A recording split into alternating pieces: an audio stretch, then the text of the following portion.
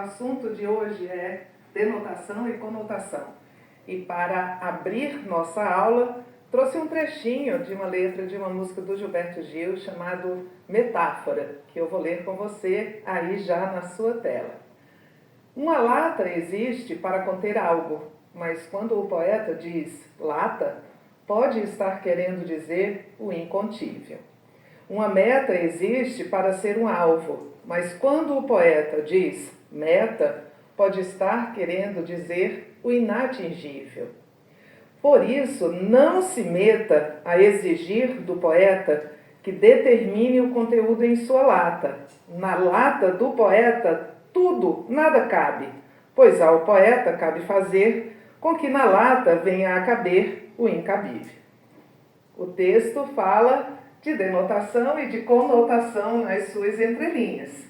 Uma lata existe para conter algo, é o sentido real, dicionarizado, próprio da palavra lata. Mas quando o poeta diz lata, pode estar querendo dizer o incontível. Quando o poeta diz lata, ele pode estar associando a palavra lata outros significados muito diferentes daquele significado real, dicionarizado da palavra. Então, com esta inspiração de Gilberto Gil, começamos a nossa aula sobre denotação e conotação. O conceito é muito simples e muito rápido. Logo depois do conceito, vamos fazer muitas questões. Vamos lá. Aqui nós temos linguagem conotativa e denotativa, denotação e conotação. A linguagem denotativa é aquela usada em sentido literal, que é o sentido real, é o sentido lógico. Nós também podemos dizer que é o sentido dicionarizado. Embora algumas palavras apareçam no dicionário em sentido figurado. Não é comum, não é a regra, é a exceção os dicionários registrarem o sentido figurado da palavra. Quando isso acontece, há um código. Quando isso acontece, depois do sentido figurado, não real, não denotativo, os dicionaristas colocam entre parênteses a abreviação FIG, que é de sentido figurado. Então, quando aparece em sentido figurado, no dicionário, logo depois vem FIG, indicando que é sentido figurado. Mas, em regra, os dicionários apresentam um sentido denotativo, é um recurso mnemônico. O D de denotação é o mesmo D de dicionário. É o sentido literal, real, lógico, é aquele sentido que a palavra tem em seu estado de repouso, sem nenhum contexto. Então, quando eu digo rosas, você pensa em uma imagem, e essa imagem a que você associa rosas é o sentido denotativo da palavra. Mar, você remete a um significado.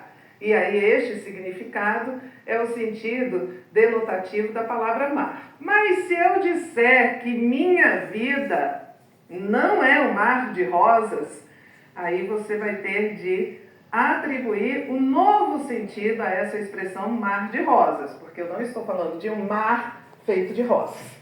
Então é isso, a gente trabalha muito, a gente produz muita linguagem conotativa e também lê muita linguagem conotativa. Estava vindo para cá ouvindo rádio, normalmente eu escuto notícia no rádio. Coloco em rádio, adoro rádio e adoro rádio para ouvir notícia. Mas, como eu vinha da aula sobre denotação e conotação, eu digo, deixa eu ver aqui algumas músicas para ver se a gente pega conotação aqui e denotação. E foram muitas, né? Ouvi uma música do Cazuza, Exagerado, eu nunca mais vou respirar se você não me beijar, eu posso até morrer de fome se você não me amar. Estou confundindo as letras, né? Mas é assim, exagerado, é um modo de dizer, né? Em outra rádio estava passando, rádio que toca música antiga, Meteoro da Paixão, do Luan Santana, também uma conotação, também é um modo de dizer. Então, é um assunto com o qual nós temos muita familiaridade, desde crianças. Né? A gente aprendeu que quando a mãe pedia para a gente ir à casa do vizinho pegar alguma coisa e dizia, olha, mas vai rapidinho, vai num pé e volta no outro. A gente entendia que isso significava ir rápido e não ir literalmente, né, pulando num pé e voltando em outro pé. Ou quando alguém dizia, nossa, fulano fala pelos cotovelos, já ouviram essa expressão? A gente entendia que era um modo de dizer que a pessoa falava muito. Nunca entendi, né, por que se usou essa imagem de falar pelos cotovelos para dizer que alguém falava muito. Então é isso, denotação é o sentido real, literal, lógico, e conotação, ou linguagem conotativa, é o sentido figurado, é o sentido não literal, é o sentido contextual. O ser de conotação é o ser de contexto, é um modo de dizer, é um modo de dizer. Meu irmão cria porcos há anos. Meu irmão tem um sítio e ele tem criação de porcos, sentido denotativo. Aquele cara é um porco, conotação. A manteiga está derretida na vasilha. O calor está tanto que a manteiga derreteu na manteigueira, virou manteiga de garrafa. Denotação.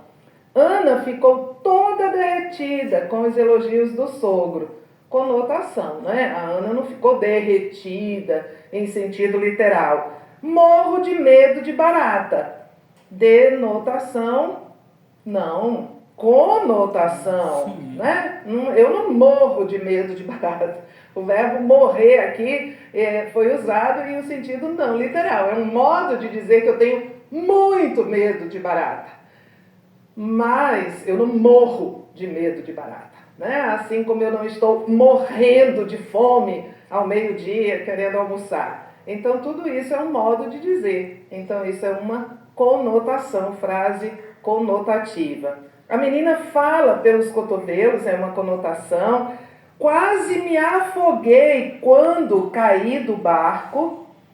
Então fui passear de barco e aí passei óleo bronzeador, fiquei escorregando. E aí teve uma onda, uma marola maior, e eu caí e quase me afoguei. É o sentido denotativo.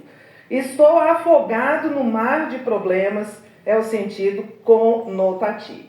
Então, nós estamos cercados de denotação e conotação durante o nosso dia, né? Durante as nossas interações comunicativas. Você, sem dúvida, consegue se lembrar aí de várias músicas que você ouve, que estão na sua playlist, de que você gosta, que trabalham com linguagem figurada, né? Então, a gente sabe identificar essa linguagem figurada e atribuir um sentido a ela, porque é um modo de dizer, né? E embora o Gilberto Gil tenha falado de poeta, porque ele diz uma lata existe para conter algo, mas quando o poeta diz lata, ele pode estar querendo dizer o incontível, ou seja, o poeta vai buscar sentidos conotativos, sentidos figurados, sentidos contextuais, sentidos não lógicos para a palavra. Embora o Gilberto Gil fale de poeta,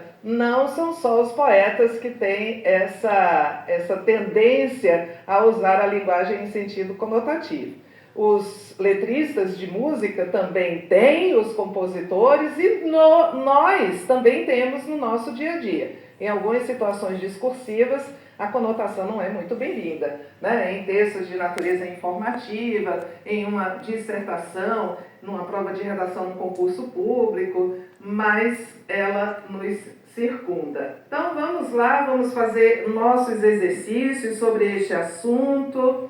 Primeiro exercício, lembrando sempre que você pode e deve acessar o nosso banco de questões, o Gran Questões. Você pode usar filtros e você pode direcionar exercícios com assunto, com banca, com grau de dificuldade. Então a gente sempre vai poder usar esse recurso. Eu uso esse recurso para preparar minhas aulas e você deve usar esse recurso para fixar o conteúdo. Está acessando o Gran Questões?